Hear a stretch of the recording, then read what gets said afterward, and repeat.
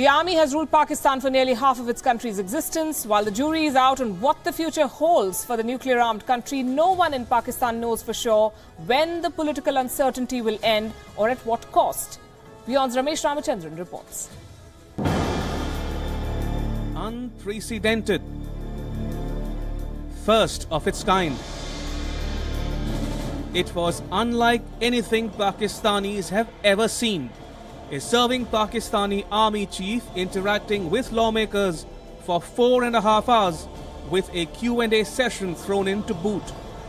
On Tuesday, General Qamar Javed Bajwa appeared before a committee of the Senate, the upper house of Pakistan's legislature, ostensibly to brief lawmakers on national security issues.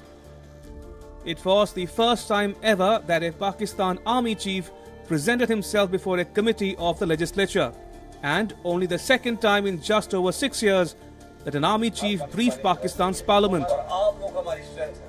It was in 2011 that the then army chief addressed a joint session of parliament on the heels of Osama bin Laden's killing by the United States Special Forces in Abbottabad. The Pakistani media reported that the briefing was in camera and the top brass of the army was in attendance. ISI Chief Lieutenant General Naveed Mukhtar, Director General of Military Operations Major General Sahir Shamshad Mirza, and Military Intelligence Director General Major General Asim Munir. General Bajwa made a pro forma presentation, no surprises there. He spoke about the Army's commitment to democracy, the supremacy of constitution, how the Army did not intend to destabilize the civilian government, the Army brokering a deal to end a sit-in by a cleric and his band of followers in Islamabad, Parliament thrashing out defence and foreign policies which the Army would follow, and that the Army has no desire to play an extra constitutional role. An Army spokesperson said that Army is also an institution of the state of Pakistan. We work within our limits and will continue to play our constitutional role for security and stability of the country. But the general's parting shot was a warning. Politicians must not give an opportunity to the army to intervene, he is reported to have told the panel. Again, not entirely surprising given the Pakistan Army's history of coups. It is ominous, coming as the warning did at a time when there is political uncertainty in Pakistan today. Since Nawaz Sharif's ouster, a lame duck civilian government headed by Shahid Khaqan Abbasi is in power. He will have to bridge the gap till the next parliamentary election due by June next year. But will the election be held? Will the coup-happy 111 Brigade of the Army step in? This brigade had a hand in all of the military coups in Pakistan. Already the Speaker of Pakistan's lower house of legislature has sounded a note of caution. I was not this upset even in 2002 during Musharraf's tenure as I am now. It is not necessary that martial law disrupts the system, but Pakistan has been vulnerable in the past. Then there is the perennial fear of an army rule by proxy. There are several contenders for the so-called King's Party. Pakistan Tehreek-e-Insaf of Imran Khan, Milli Muslim League of Hafiz Saeed, Tehreek-e-Labbaik Ya Rasool Allah of Khadim Hussain Rizvi, and General Pervez Musharraf's All Pakistan Muslim League. General Musharraf has already declared his fondness for Hafiz Saeed, and General Musharraf has his share of supporters in the current Pakistani army. As they say, watch this space. Ramesh Ramachandran, WION. Well, beyond the optics, let's take a look at some more fine print from the Marathon Senate session of Pakistan's army chief. He did not shy away, General Bajwa did not shy away from displaying his public support for Hafiz Saeed. When he was asked about Saeed's role in the Kashmir dispute, General Bajwa compared the mastermind of the 26/11 terror attacks in Mumbai to every ordinary citizen of Pakistan. He told Pakistani lawmakers in the Senate that Hafiz Saeed has the right to, quote-unquote, take up the Kashmir cause like any other Pakistani. The army chief has denied the army's involvement in the recent Faizabad sit-in as well. The protest had brought the capital city of Islamabad to a standstill. General Bajwa categorically denied the army's involvement, even said that he will resign if someone can prove the military's involvement in what happened a few weeks back. Joining us this evening from Chandigarh, former Army Chief of India, General V.P. Malik, and Michael Kugelman, Senior Associate for South Asia Program at the Woodrow Wilson Center in Washington. Good evening to both of you. General Malik, let me begin with you. What does one make of the Pakistan Army Chief's statements?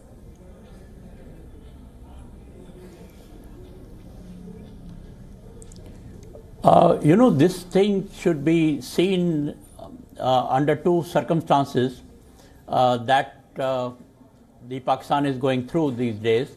The first one is that politically as well as economically, Pakistan is not receiving good, not having, going through a bad period at the moment in the global arena.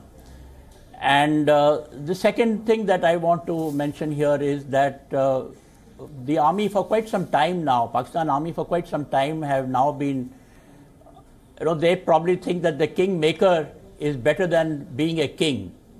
And that is why they have not attempted, they are not probably going to attempt any coup as long as they can remain kingmakers and they can, as it has been happening ever since Musharraf has gone. So I don't really read very much as far as Qamar Bajwa's statement in the Senate is concerned. He is only trying to put across his position to the world more for publicity. But as you said, that he has also warned the politician that don't tempt us or don't give us an opportunity to come in and intervene in the governance part. So there is not going to be much change. It is just a question of keeping the politicians on his side as much as possible, and also for the world opinion. I don't see there's going to be any major change as far as the army's role in Pakistan is concerned. Indeed. Michael Kugelman, last week reports said that the government was acting on United Nations recommendations to the same effect. All of it doesn't add up because we know that the military controls nuclear installations, the military directs foreign policy, the military has business interests in Pakistan. So would you take Qamar Bajwa's word when he says that we want to take a back seat, let the government govern? Yes, actually I do. I think that that's an accurate statement. I mean, look, we know that the Pakistani army is deepening its already tremendous power in Pakistan. As the civilian government has gotten weaker in recent months, the army has only gotten stronger. And I think what's notable is that the army has really been asserting itself, even in areas where it's traditionally ceded ground to the civilians. So, for example, a few months back, the army spokesman, General Ghaffar, actually started speaking at a press conference about economic policy. And typically, the army lets the civilians deal with the economic policy. But I agree with what was just said before, that I don't think anything is necessarily going to change. I don't think we should overstate these comments that were made by General Bajwa yesterday. I think what the Army wants is to continue to control the show from behind the scenes, and it wants the political situation to get to a point in Pakistan in the next coming months where there could be an election. I think the Army does want there to be an election, and I imagine it wants there to be one on time. The Army is not going to take over directly. I simply don't see that happening, at least not in the immediate future.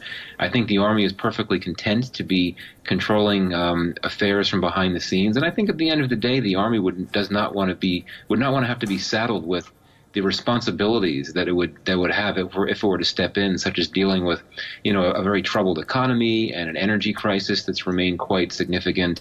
I think it would not want to have to get involved in those types of things. So bottom line, let's not read too much into what was said by General Bajwa. I think that the status quo will remain. The army will continue to be strong behind the scenes and get stronger, but it's not going to try to take over anytime soon. So essentially they want more, this is a quest for more power without responsibility. You say the army wants elections on time, and from the looks of it, they want their pawns to stand and win in those elections. General Malik, the statements on India, on the one hand, the army chief has said, and I'm quoting again, they will back the government in efforts to normalize ties with India. In the same breath, he goes on to say that Hafiz Saeed, like any other Pakistani, has every right to, quote-unquote, resolve the Kashmir issue.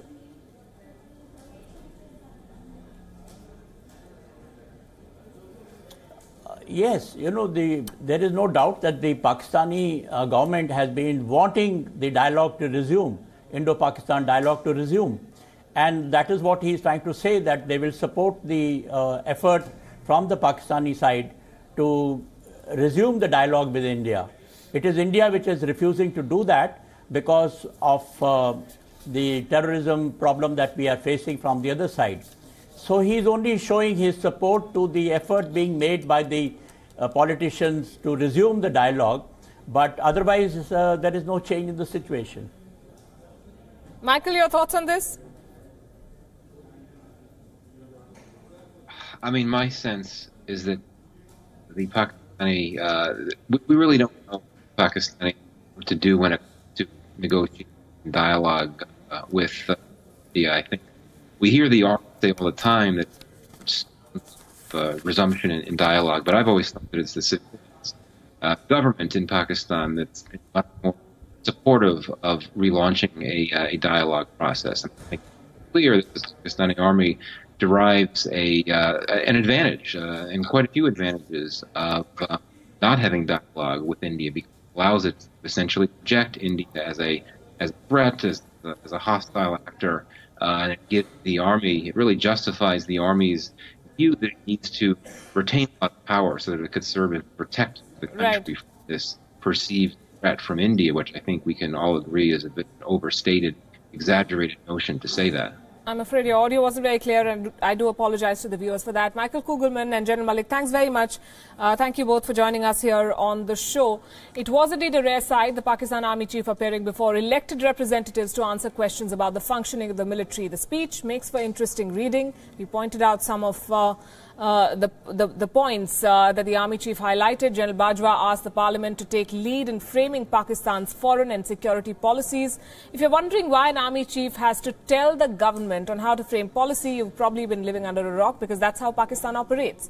And any politician in his right mind in Pakistan will take the Army Chief's statement with a sack of salt. There are ample examples in the past to learn from. Not very long ago, remember, Prime Minister Nawaz Sharif tried to take charge of policy. You know what became of him? He's no longer Prime Minister. He stands disqualified from contesting elections. So what did he do wrong? His government issued clear instructions to the military and the ISI on how they were facing international condemnation for supporting terror.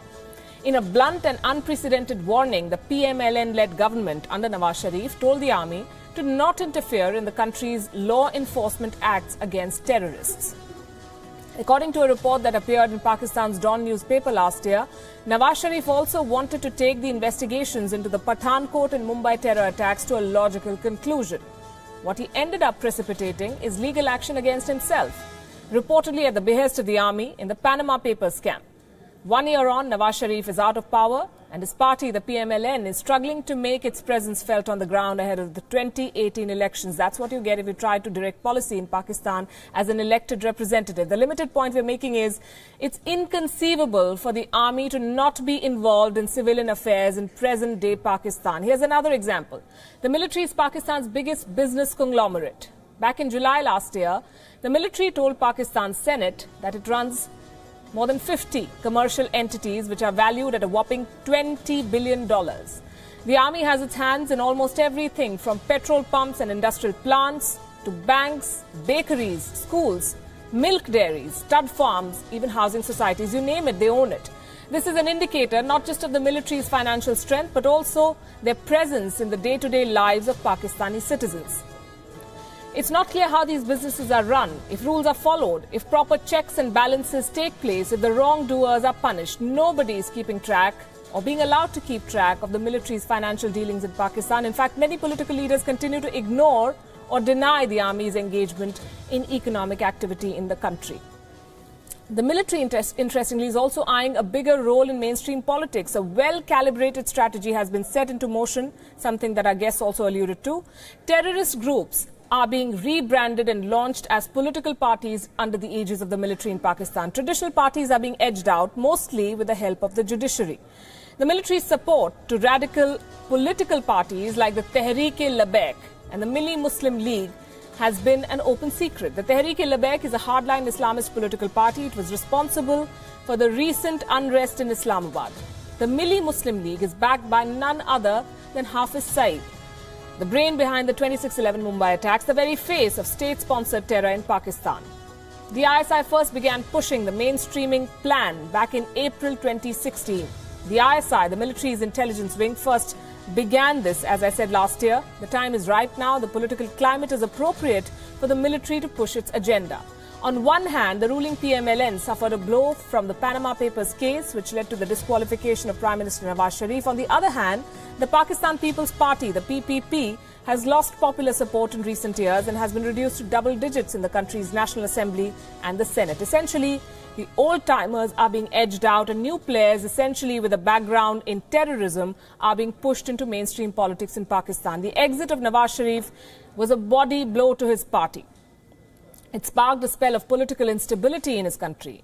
In part, the military can be blamed for this political vacuum. Since independence, remember, Pakistan has oscillated between military regimes and weak governments. No civilian prime minister has been able to complete their 5-year term, not one. Let's take a closer look at the case against Nawaz Sharif. The investigative team, which was given the responsibility to gather more evidence against the Sharif family, consisted of 2 members of the ISI. The decision indicates that another institution of the country, the judiciary, is in the hands of the military. The Pakistan Supreme Court has not been able to enforce the country's constitution, which put the government above the military. In 1954, the then Chief Justice of Pakistan Supreme Court, Muhammad Munir, passed a decision to dissolve the first Constituent Assembly, giving birth to what is called the Doctrine of Necessity. This paved the way for martial law on account of necessity or survival. The precedent was later used by 3 army chiefs to justify their takeover of a civilian government in 1958, 1977 and then again in 1999. Now, in 2017, the army seems to have gone one step further. They want power without responsibility. They want pawns in parliament. You're watching Gravitas. There were 2 state elections held in India last week and millions of people turned up at voting centres to exercise their franchise. You must have seen the pictures. Conducting these elections was a mammoth task. Now imagine a country where you can cast your vote sitting at home. Not just that, you can file your taxes online within minutes, and that too without an accountant. That is indeed possible in a digital world, and that country exists. It's a tiny European nation called Estonia, and it could be the role model for our digital India dream. Take a look.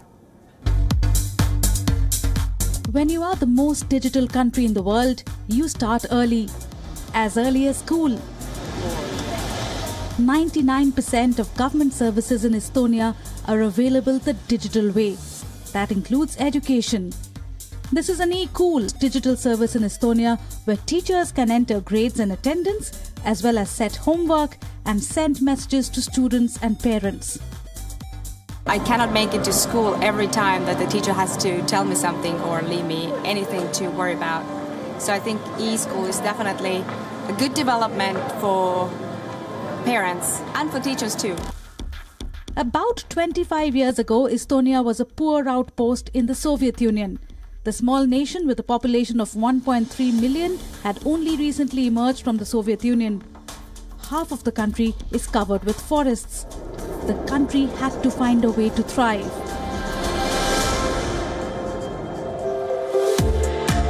This man was one of those who helped find the digital way. Taavi Kotka was Estonia's Chief Information Officer for 4 years. He led a project known as E-Estonia, a coordinated governmental effort to transform the country from a state into a digital society. So we have lots of land and not too many people. So our private sector was, like, we understood since the beginning that there cannot be a bank office in every small town, or we cannot have like a government officer in every village. So we had to push people to use internet and self-services, like starting from ATMs, like no people involved. So because we don't have enough people to serve other people. There is no question now of a queue for any work. The queues disappeared because all processes are simple. Not a single piece of information has to be entered twice. Estonia's system is keyed to a chip ID card that reduces time taken for onerous tasks like doing taxes. It takes anywhere between 2 to 5 minutes only to file taxes in Estonia. And while online, Estonians can check their health data from the government information portal, take an e-prescription and see their children's grades from the e-school website. In fact, they say that the Estonian government saves an amount of paper equal to the height of the Eiffel Tower every month. About 15 years ago, Estonia set up a free Wi-Fi in the country and introduced e-voting, so people can simply click online to cast their votes. It's also introduced e-residency, so even if you don't live in the country, you can sign digital documents through a smart ID card. And when everything is online, even food delivery can be digital. It all happens with the use of a mobile application. The developer of the robot also provides us with a link which enables us to track the robot in real time and see how far it is from client's location. No wonder then that the Estonian capital Tallinn is a startup hub. Big ideas like Skype started from here. But innovation never stops. Estonia's next target is to have its own cryptocurrency, blockchain-based Estcoins. We'll keep you updated. Bureau Report, WION. Juxtapose that with what you see around yourself in India. 2 years ago, the Government of India launched the Digital India program with the aim of transforming the country into a digitally empowered society. Why do we need it? Let's break it down for you. Digital India is expected to boost India's GDP up to $1 trillion by 2025. It can play a key role in macroeconomic factors such as employment generation, labor productivity and revenue leakages for the government. Mobile and internet banking can improve financial inclusion in the country. Digital India can help in providing real-time education and partly address the challenge of lack of teachers in our education system through virtual classrooms. Digital platforms can help farmers in acquiring the latest know-how and market information. But where does India stand in the digital space today? Internet penetration in the country stands at 400 million. There are 1 billion mobile phone connections in India. The number of broadband users goes up as high as 120 billion. What is India's digital future? What is the road ahead? When cash won't be king anymore and digital transactions will be the way to go, when India will move from an archaic and complicated tax system to a unified and completely digital system, digital infrastructure will be treated as a utility for every citizen in the country. The idea is for citizens to have access to governance and services on demand through their mobile phones or online.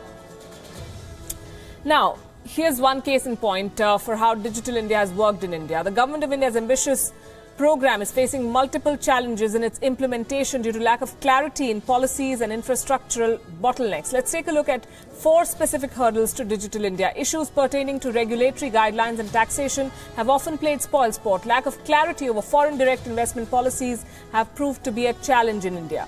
Many requests for proposals issued by the Government of India are often sitting idle because they're not picked up by private sector organizations for whatever reasons. For Digital India to have a large-scale impact, the digital divide in the country needs to be addressed, and this can only be done through last-mile connectivity to even the most remotest parts of the country. India needs over 80 lakh Wi-Fi hotspots as against the availability of about 31,000 hotspots at the moment to reach the global level of 1 Wi-Fi hotspot penetration for every 150 people. India needs over 80 lakh Wi-Fi hotspots, as I said, and the number falls way short right now. To enable government the development of digital infrastructure, the need of the hour is a uniform policy across all states in the country with a reasonable cost structure. We have a long way to go. The digital push carries the weight of ensuring privacy of users is safeguarded, and that's a big challenge. Clicking the right balance between digitization and data privacy is crucial. There is an immense amount of digital data, but what if this transformation gets leaked or is hacked and reaches the wrong hands? In India, the concerns are real, especially because of recent breaches of data privacy. The security of the Aadhaar system itself, which is one of the key pillars of Digital India, has been brought into question a number of times. A lot of unfounded fears there. In February this year, a case of Aadhaar data breach caused privacy concerns and raised questions over the security of biometric data in possession of the Aadhaar custodian, the Unique Identification Authority of India. In April this year, the Aadhaar details of 1.4 million registered users were made public on the Jharkhand Directorate of Social Security, and these details included sensitive information such as names, addresses, bank accounts and Aadhaar numbers. Similarly, in August this year, a Punjab government entity published the Aadhaar details of 20,100 citizens on its official website, and these details again included the Aadhaar numbers, their names, their fathers' names, etc. These instances come at a time when the government is pushing for Aadhaar-based transactions to promote its digital mission, and the Apex Court will soon debate these privacy concerns. In order to secure digital transactions and address data privacy issues, the government has released a white paper on the data protection framework. And as per this paper, a nuanced approach towards data protection will have to be followed in India, given that the right to privacy is a fundamental right in this country. The government has sought public comments till the 31st of December on this white paper. So this is your chance. Go and speak up. Decades of economic downturns have been nearly fatal for the American city of Detroit, the city that was the traditional center of the world's automotive industry. Manufacturing plants have closed. Thousands of jobs have been lost. But in the last few years, the city has got a new lease of life from a country halfway around the world, India. WION's Andy Roskin tells you how.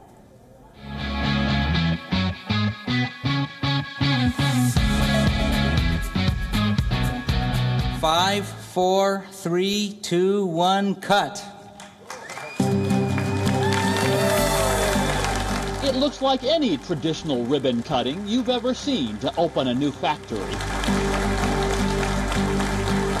But this ceremony last month in suburban Detroit, the Motor City, as it's called, was truly unique. This is the first vehicle assembly plant to open in the Detroit area in 25 years. And it's not coming from the traditional so-called Big Three auto companies of Detroit, Chrysler, Ford, or General Motors, but rather Mahindra Group of India, which is about as unlikely a twist as you can imagine. We hope that we will gradually creep into the consciousness of the American consumer as the maker of very rugged, sturdy SUV and crossover vehicles. The CEO of Mahindra's North American operation says this all happened very simply and very organically. Rick Haas was working for Mahindra in Chennai in 2013 and trying to come up with a way to make the company more competitive by building an automotive technical center somewhere in the world, a place to design prototypes for future vehicles. And his thoughts turned to his hometown of Detroit. I'm born and raised here, and so obviously I made a pitch, and I said, look, this is the Motor City. Let's go there and set up the technical center rather than San Francisco, rather than Stuttgart, rather than Turin, rather than some of these other places. Once upon a time, Detroit was one of America's biggest and most important cities, the center of the auto universe in this country. But decades of economic downturns, especially the last one in 2008, turned Detroit into a shell of its former self. The city went bankrupt, and in its wake, vacant homes and businesses were left rotting. Just like this crumbling, abandoned high school. But take a look at what's happening behind the school, where the playground used to sit, and you'll see another Indian company hard at work. What look like giant robotic giraffes in cages are helping assemble parts for Sakti Automotive, now one of Detroit's largest auto parts suppliers. Sakti opened up operations here in 2014 and now employs 600 people, with plans to add around 400 more by 2020. After the Great Recession roared through Detroit like an economic hurricane 10 years ago, the city was still left with an auto manufacturing infrastructure. Things like wind tunnels and racetracks never went away, but many of the people did. Jeff Davis was one of those who left Detroit when his career ended at Ford, but Mahindra brought him back as an engineer. He thinks the key difference here is that, unlike the very structured management style of Detroit's auto companies, Mahindra has a more free-form style. In my career, I've been a chief engineer and a vice president of different organizations, and here I'm leading the group, and I'm out here on the floor doing bleeding brakes and changing trans fluids. So we're all actively involved. In fact, that's how this whole plant came to be. Once Mahindra's technical center opened up a few miles away, a co-worker of Rick's, who just happened to enjoy hunting and fishing, suggested they look into building off-road vehicles. And from that humble idea came this: an entire building where a super-secret line of off-road vehicles called Roxor will be unveiled next year. Less than a year ago, this building was a rotted-out shell with holes in the ceiling and flooded, vacant for years. Today, Indian workers shuttle in and out of here to share their expertise with the Americans. Mahindra employs about 200 people now, with plans to add another 400 by 2020. We're also just thrilled, all of us here that have been with the city for our whole lives, that the city resurgence is real, the Renaissance is really happening. People and companies are coming from all over the world to invest here. So how does Mahindra in Detroit avoid the pitfalls that so damage the big three whenever the next economic downturn happens? You know, my experience with the big three has always been, when times are good, they grow as fast as they can spend money, and they don't seem to have an ability to control it, you know. And then when times are bad, they gotta cut. And again, I don't see that here. I mean, we're building very slowly. And in a city that is fiercely protective of its big three, the Indian companies are giving back to the community. Sakti prides itself on a program to hire ex-convicts to get them back in the workforce. Mahindra is proud to present this check to keep growing Detroit. The city has spent several years trying to tear down all those abandoned homes and buildings and planting sustainable farms where they once stood. And these farms will feed hundreds of needy Detroit families. We recognize that when you give back to the community, that is, in fact, good business. And so far, it's all working. The Indian companies are helping bring back jobs here outside the auto world. And Detroit's downtown is alive again with entertainment and professional sports. And thanks to India, which is helping restore the city's automotive roar once more. Andy Roaston in Detroit for WION.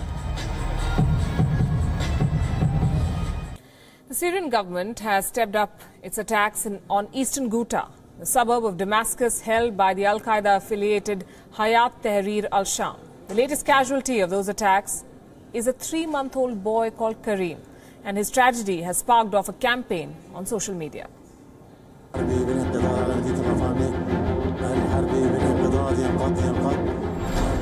The tragedy of eastern Ghouta is well known.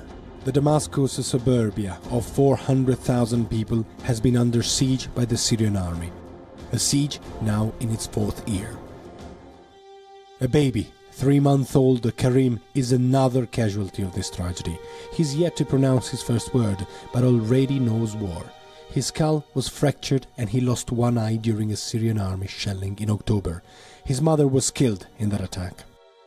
Karim's picture shook the world, and many activists and sympathizers have posted their pictures with one eye covered, these to show solidarity with Karim and thousands of civilians in eastern Ghouta being targeted by the Syrian government.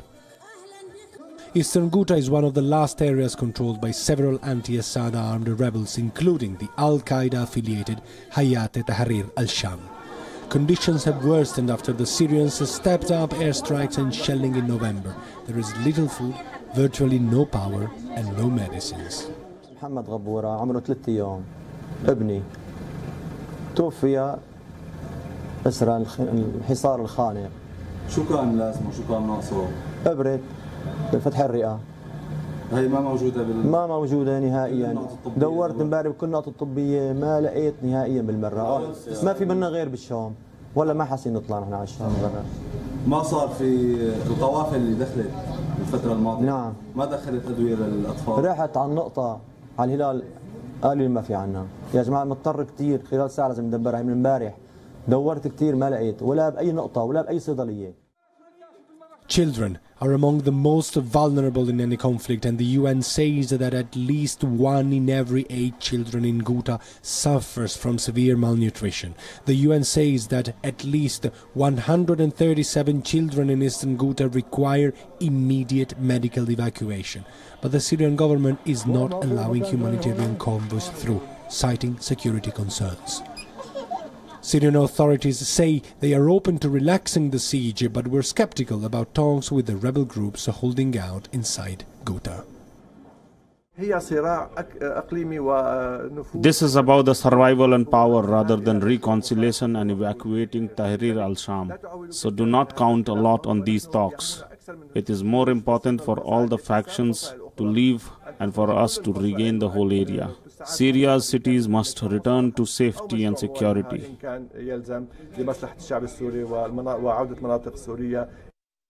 With the Syrian government refusing to relent and the Tahrir al-Sham pursuing its own agenda, there is no one speaking up for its hopeless civilian population. In their hour of greatest need, they are alone except for support streaming from social media. Daniele Pagani for WION. To London now. Selfie Chino has become a rage in that city, all thanks to a cafe that is taking barista art to a whole new level. Take a look. Central London's Tea Terrace Cafe has become a rage among its customers after achieving a unique feat. It has become Europe's first location to deliver Selfie Chino, meaning a selfie on the cappuccino. So how is this unique Selfie Chino prepared? Customers first click their selfies and send it to the cafe through an app. They have two options as their canvas, a cappuccino or hot chocolate. The image is uploaded to the machine while the drink is placed in position. The picture is scanned and with the help of flavorless food coloring, it is replicated onto the froth. A total of 4 minutes is what it takes to get your picture on the froth and costs around £5.75 or $7.5. I don't know how the machine actually works because I can't actually imagine my face being on the foam. So it's really interesting how the machine really works, you see. Yeah. And you're happy with how it looks? Yeah, of course. I mean, I can't expect much with colors and all that because it's just a foam after all. So, but I mean, the outcome is really it looks exactly like what's in the picture. So it's really great. The cafe is getting an overwhelming response and the owners couldn't have asked for more.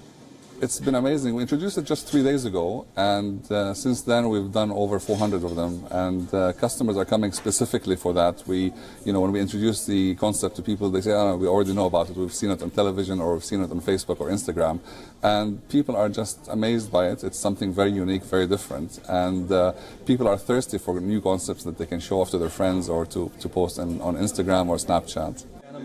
This quaint cafe in central London hopes to make waves with its Selfie and has already sold over 400 personalised drinks ever since its launch last week. Bureau Report, WION. Better, it's got his trademark combed over blonde hair, it's got his unbuttoned jacket. But is the robot at Disney World supposed to be Donald Trump? The internet doesn't seem to think so, but take a look for yourself. The most magical place on Earth is attracting more attention than usual. And for all the wrong reasons. Disney World's Hall of Presidents added a new leading man to its lineup, a robot version of Donald Trump. The creators were pretty on the ball in mimicking the president's mannerisms and sense of style. The jacket is famously unbuttoned. The tie is awkwardly long, and it makes very similar hand motions while speaking. From the beginning, America has been a nation defined by its people. But there is one major flaw. The robot's face bears very little resemblance to Trump, save for the combed-over blonde hairdo. In fact, if anything, it looks strikingly similar to Trump's election opponent, Hillary Clinton. The internet immediately took note of this and had a field day. The Hall of Presidents exhibit closed before Trump took office. So the theory doing the rounds is that, like most of America, even Disney assumed that Clinton would win the election. When Trump's surprise win came, the company would then have had to modify the animatronic Clinton to look like Trump. While for many, the Trump robot is robbing Disney World of its label of being the happiest place on Earth, at least the reactions on social media are keeping us in good spirits. Bureau Report, WION.